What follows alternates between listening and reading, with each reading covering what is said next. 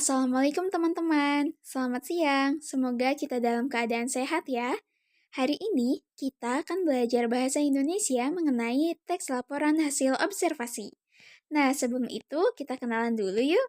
Halo semuanya, salam kenal. Aku Salma Aulia Najmah, mahasiswa jurusan Bahasa dan Sastra Indonesia.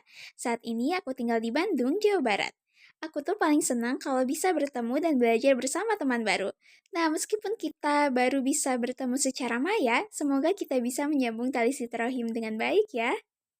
Oke, kita lanjut ke materi ya. Nah, apa aja sih yang akan kita pelajari? Pertama, kita harus tahu dulu apa arti teks LHO itu. Jadi kita akan mempelajari pengertian dari teks LHO, kemudian tujuan teks LHO, yang ketiga, ciri-ciri teks LHO, keempat, mengidentifikasi teks LHO, kelima, menemukan gagasan utama, dan yang terakhir, latihan. Nah, dimulai dari pengertian teks laporan hasil observasi atau LHO ya singkatnya. Nah, observasi itu apa sih? Menurut KBBI, artinya peninjauan secara cermat. Jadi, teks LHO adalah teks yang menghadirkan informasi tentang sesuatu hal secara apa adanya, kemudian dikelompokkan dan dianalisis secara sistematis, sehingga dapat menjelaskan suatu hal secara rinci dan dari sudut pandang keilmuan. Sistematis di sini artinya teratur menurut sistem. Jadi, teks ini disusun dengan cara teratur dan bersifat keilmuan atau ilmiah yang berarti dapat dibuktikan secara ilmiah. Laporan hasil observasi ini bisa berupa hasil riset mendalam tentang suatu benda, tumbuhan, hewan, konsep, atau ekosistem tertentu.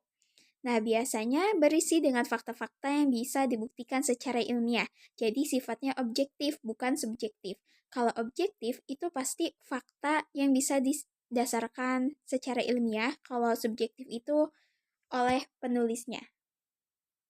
Nah, tujuan dari teks ini tuh apa sih? Nah, tujuan dari teks LHO ini memberikan informasi tentang suatu objek atau situasi setelah diadakannya penelitian secara sistematis dengan memperinci, mengklasifikasi, dan memberi informasi faktual tentang orang, hewan, objek, atau fenomena.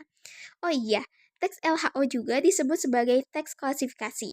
Kenapa sih? Karena membuat klasifikasi mengenai jenis-jenis sesuatu hal berdasarkan kriteria tertentu. Nah, ciri-ciri teks LHO. Yang pertama, isinya yang dibahas adalah ilmu tentang suatu objek atau konsep. Yang kedua itu, objek yang dibahas bersifat umum sehingga menjelaskan ciri umum semua yang termasuk kategori atau kelompok itu. Judulnya juga bersifat umum, misalnya pantai, museum, demokrasi. Yang ketiga, bertujuan menjelaskan dari sudut pandang keilmuan. Yang keempat, objek atau hal dibahas secara sistematis, dirinci bagian-bagiannya dan objektif. Jadi terperinci gitu. Yang kelima, memerinci objek atau hal secara sistematis dari sudut ilmu, mulai dari definisi, klasifikasi, kemudian jabaran ciri objek.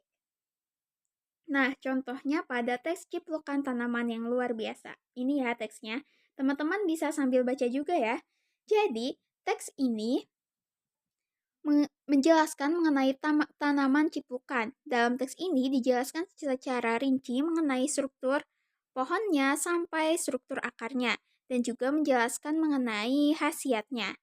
Teks ini merupakan teks LHO karena memuat objek yang dijelaskan secara rinci dan bersifat ilmiah.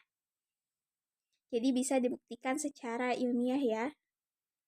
Kemudian, bagaimana sih menemukan gagasan pokok dalam teks? Nah, gagasan utama atau gagasan pokok adalah pernyataan yang menjadi inti dari sebuah pembahasan yang biasanya terletak pada kalimat utama, dan kalimat utama biasanya terdapat pada awal paragraf. Nah, cara untuk mencari gagasan utama pada teks LHO, yang pertama, mendaftar kata-kata kunci pada teks. Nah, setelah itu, kita petakan bagian-bagian pada teks hasil observasi. Kemudian petakan lagi paragraf atau memilah kalimat yang utama dan kalimat penjelas. Jadi dalam satu paragraf kita pilih nih mana kalimat utama dan mana kalimat penjelas. Setelah itu kita tentukan kalimat utamanya yang mana. Kalimat yang dijelaskan kalimat lain. Nah, kalimat utama itu. Kemudian setelah itu kita rumuskan inti kalimat utama. Nah, contohnya dalam teks ini, buah manggis.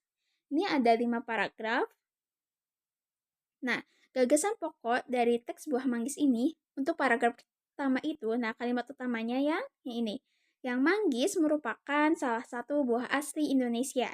Itu kalimat utama. Jadi gagasan pokoknya atau inti yang ada pada kalimat utama itu mengenai tumbuhan manggis.